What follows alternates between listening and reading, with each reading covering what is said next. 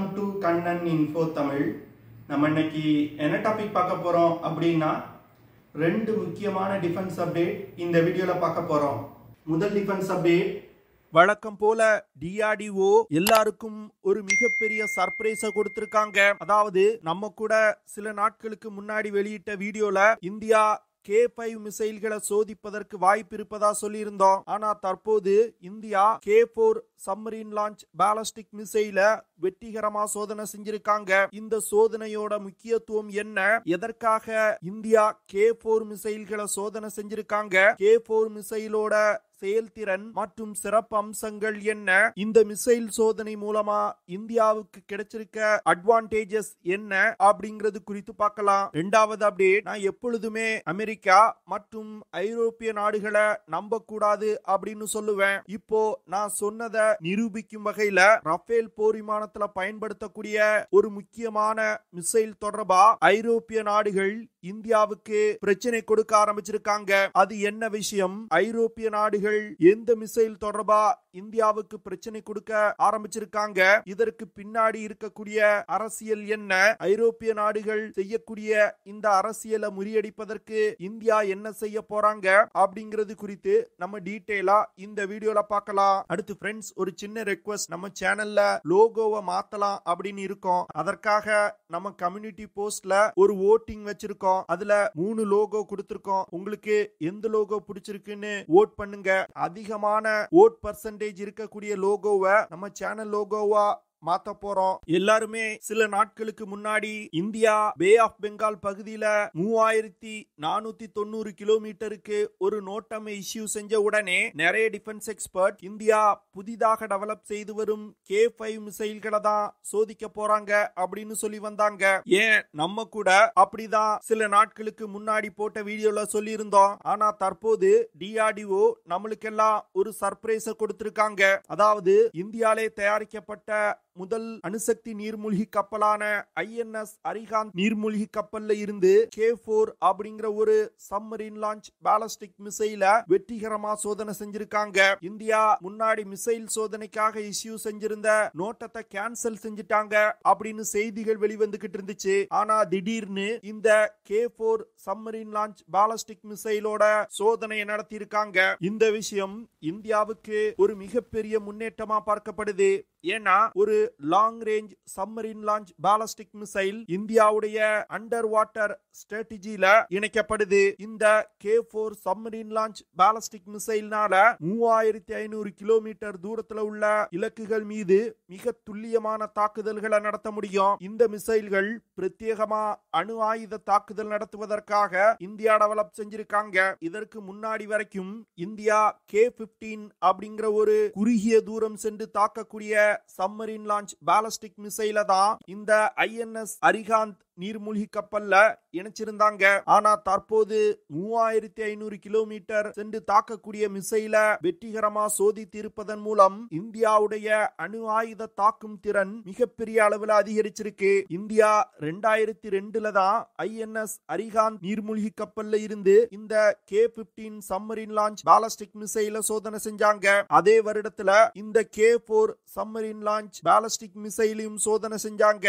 ஆனா K4 மிசைலோட full ரேஞ்சுக்கு சோதனை நடத்தல. தற்போது டிஆர்டிஓ நடத்தியிருக்க இந்த சோதனையில K4 மிசைல் தன்னுடைய முழு தாக்குதல் தூரமான 3500 கிலோமீட்டர் தூரம் டிராவல் செஞ்சு இலக்கை தாக்கி இருக்கு. அதனால இந்த சோதனை தான் K4 மிசைலோட ஒரு முழு சோதனை அப்படின்னு எடுத்துக்கிட முடியும். இந்த சோதனைய இந்தியா வெற்றிகரமா நடத்தி முடிச்சிருக்கிறதுனால K4 மிசைல்கள் இந்திய கடற்படையின் அணுசக்தி நீர்மூழ்கி கப்பல்ல இணைக்கப்படும். இந்தியா நடத்திருக்க இந்த K4 மிசைல் சோதனை சீனா மற்றும் பாகிஸ்தான் போன்ற இந்தியாவின் எதிரிகளுக்கு மிகப்பெரிய அச்சத்தை ஏற்படுத்தியிருக்கு. ஏன்னா இந்த K4 மிசைல்களை பயன்படுத்தி பாகிஸ்தானோட எந்த ஒரு பகுதியின் மீதும் இந்தியாவால ஒரு மிகப்பெரிய அணு ஆயுத தாக்குதலை நடத்த முடியும். அதுவே சீனாவை எடுத்துக்கிட்டீங்கன்னா பே ஆஃப் பெங்கால் பகுதியில இருந்து கொண்டு இந்தியாவால சீனாவின் சில குறிப்பிட்ட இடங்களை தாக்க முடியும். இதன் காரணமாக தான் இந்த K4 மிசைல்கள் நமது எதிரிகளுக்கு ஒரு மிகப்பெரிய அச்சுறுத்தலை ஏற்படுத்தி இருக்கு. இந்த மிசைல்னால 2500 கிலோகிராம் எடை கொண்ட அணு ஆயுதங்களை சுமந்து சென்று தாக்குதல் நடத்த முடியும். இந்த மிசைல இலக்கை நோக்கி வழி நடத்துவதற்கு initial navigation system with GPS NavIC satellite guiding system இருக்கு. மிசைல் இலக்கை தாக்குவதற்கு முன்னாடி இருக்கக்கூடிய டெர்மினல் பேஸ்ல டெரைன் கவுண்டர் மேட்சிங் சிஸ்டமும் ஆக்டிவேட் செய்யப்படும்.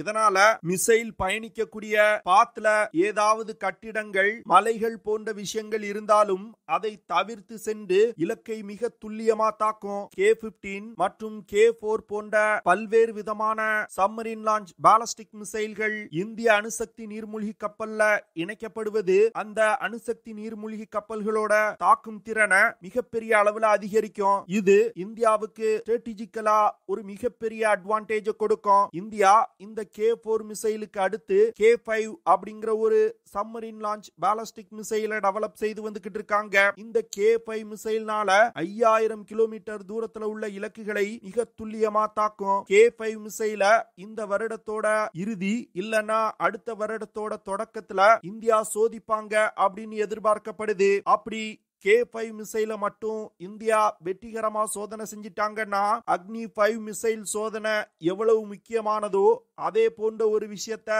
இந்தியா அச்சீவ் செய்வாங்க. இதனால ஒரு செகண்ட் ஸ்ட்ரைக் நியூக்ளியர் பாலிசியை ஃபாலோ செய்யக்கூடிய இந்தியாவோட அணு ஆயுத தாக்கும் திறன்ல மிகப்பெரிய முன்னேற்றம் ஏற்படும். அடுத்த அப்டேட், இந்தியா பிரான்சிடமிருந்து 36 ரஃபேல் போர் விமானங்களை வாங்கி இந்திய விமானப்படையில இணைச்சிருக்காங்க. இந்த 36 ரஃபேல் போர் விமானங்கள்லயும் உலகின் தலை சிறந்த long range air to air மிசைலான மிட்டியார் மிசைல்கள் இணைக்கப்பட்டிருக்கு. இந்த மிசைலோட செயல்திறன் இந்தியாவுக்கு ரொம்ப பிடிச்சு போனதனால இந்திய விமானப்படையில் பயன்பாட்டில் உள்ள மற்ற விமானங்கள்லையும் மிட்டியார் மிசைல்களை இணைப்பதற்கு இந்தியா திட்டமிட்டாங்க. இதற்கான பேச்சுவார்த்தைகளை ஐரோப்பிய நாடுகளுடன் இந்தியா நடத்தினாங்க. ஆனா மிட்டியார் மிசைலை டெவலப் செய்த யூரோப்பியன் கன்சார்டியம் அப்படிங்கிற அமைப்பு இந்தியாவுக்கு மிட்டியார் மிசைல்களை கொடுப்பதற்கு மறுப்பதா தற்போது செய்திகள் வெளிவந்திருக்கு. அதாவது நேரடியா இந்தியாவிடம் மிட்டியார் மிசைல்களை தரமாட்டோம் அப்படின்னு சொல்லாம வேணுமென்றே காலம் தாழ்த்தி வந்துகிட்டு இருக்காங்க. இந்த விஷயம் தொடர்பா விசாரித்த பொழுது யூரோப்பியன் கன்சார்டியம் தங்களுடைய உலகின் தலை சிறந்த ஏர் டு ஏர் மிசைல ஒரு ரஷ்யன் பிளாட்ஃபார்ம்ல இணைப்பதற்கு மறுக்கிறாங்க அப்படின்னு சொன்னாங்க.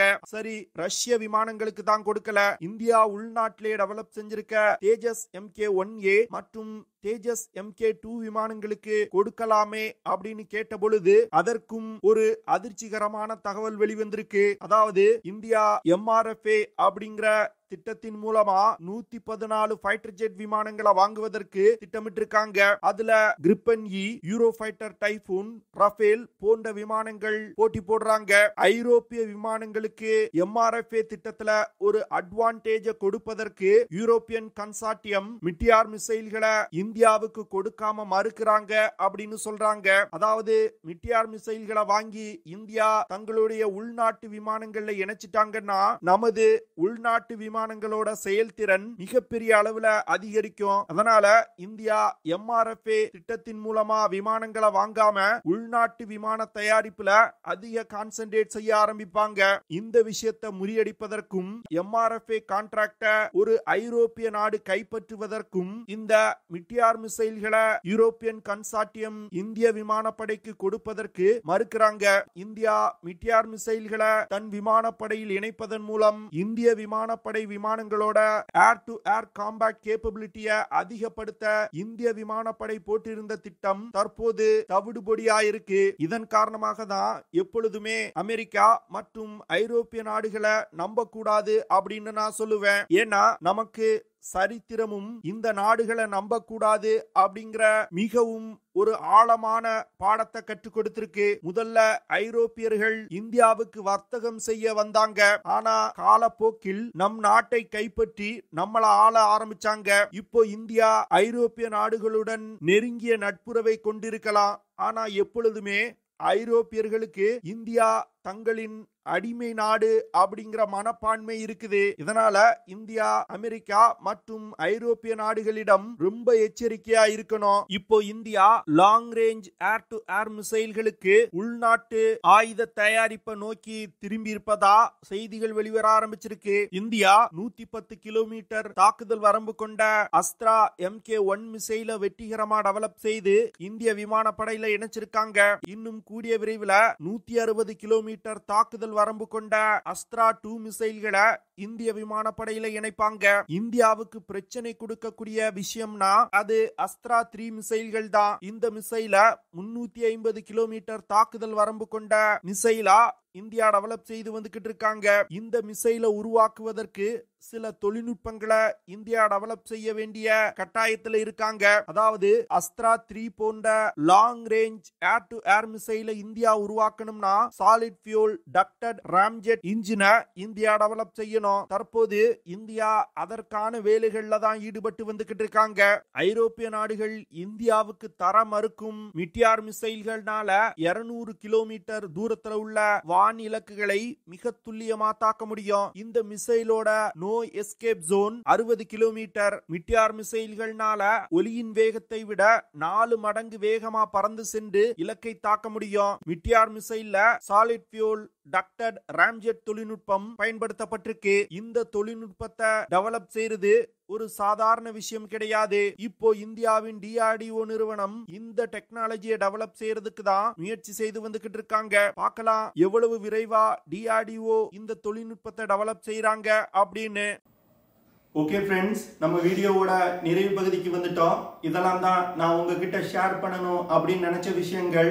ஐ ஹோப் நான் ஷேர் பண்ண விஷயங்கள் உங்களுக்கு பிடிச்சிருக்கும்னு நினைக்கிறேன். அப்படி பிடிச்சிருந்துச்சுன்னா ஷேர் பண்ணுங்க, லைக் பண்ணுங்க, கமெண்ட் பண்ணுங்க. மறக்காம நம்ம சேனலுக்கு சப்ஸ்கிரைப் பண்ணுங்க. See you in the next video. Jai Hind.